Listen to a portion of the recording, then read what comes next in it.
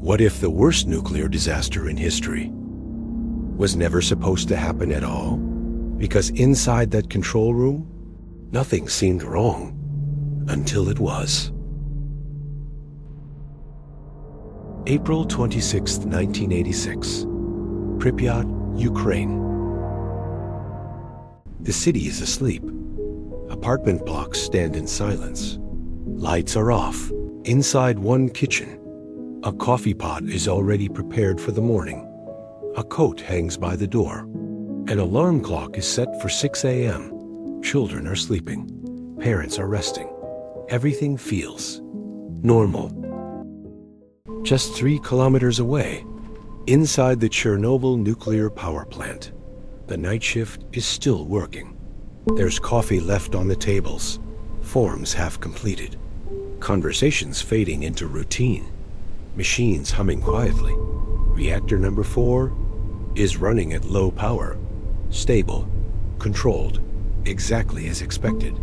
No one inside that room realizes how little time is left, because what they didn't understand that night was that they were not just running a test.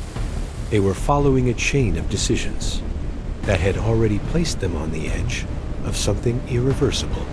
And by the time they noticed, it would already be too late. To understand what happened that night, you can't start with the explosion. You have to start earlier, with the system, with the design, with the decisions that made it possible. The Chernobyl nuclear power plant was one of the most important energy facilities in the Soviet Union. Located about 130 kilometers north of Kyiv, it represented something much bigger than electricity. It represented power, progress, control. 4 reactors were already operating. 2 more were under construction. Right next to it was the city of Pripyat, a modern Soviet city, built specifically for the workers of the plant. Nearly 50,000 people lived there. Families, engineers, children.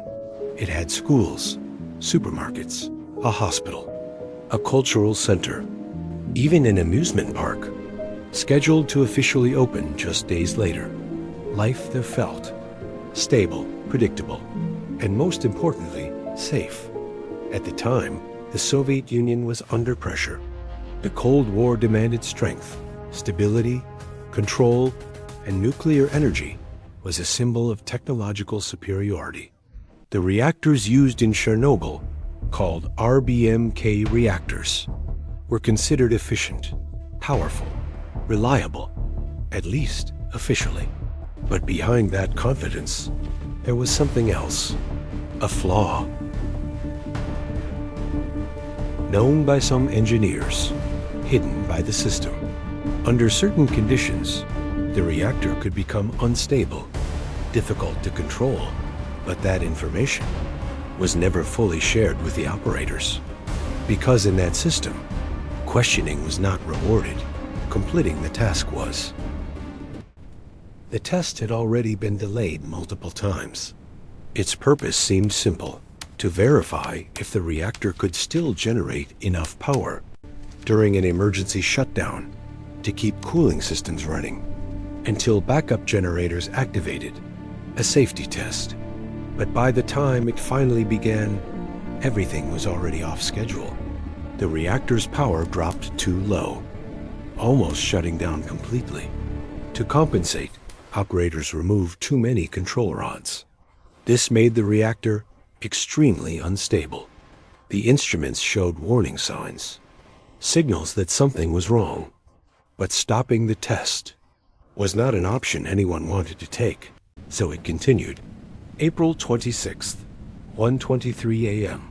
The command was given: insert all control rods, emergency shutdown. The button was pressed, IZ to 5. It should have stopped everything.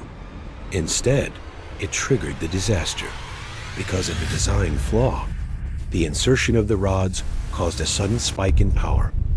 In less than 3 seconds, the reactor surged to catastrophic levels. The first explosion blew the 1,000-ton reactor lid. The second released radioactive material into the air. The building was destroyed. Reactor number 4 was open at 1:24 a.m. Everything had already changed, but in Pripyat, most people didn't know it yet. Some woke up, looked out the window, saw a strange glow. Many assumed it was just a fire and went back to sleep.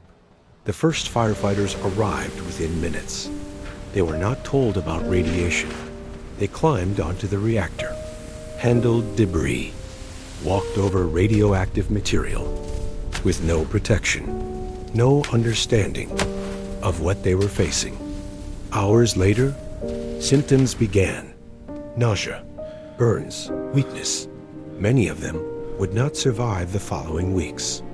Inside the Soviet system, acknowledging failure was difficult. So the first response was not evacuation. It was containment, silence, control. Pripyat was not evacuated until 36 hours later. During that time, children went to school. People walked outside. Some went fishing, completely unaware that they were being exposed.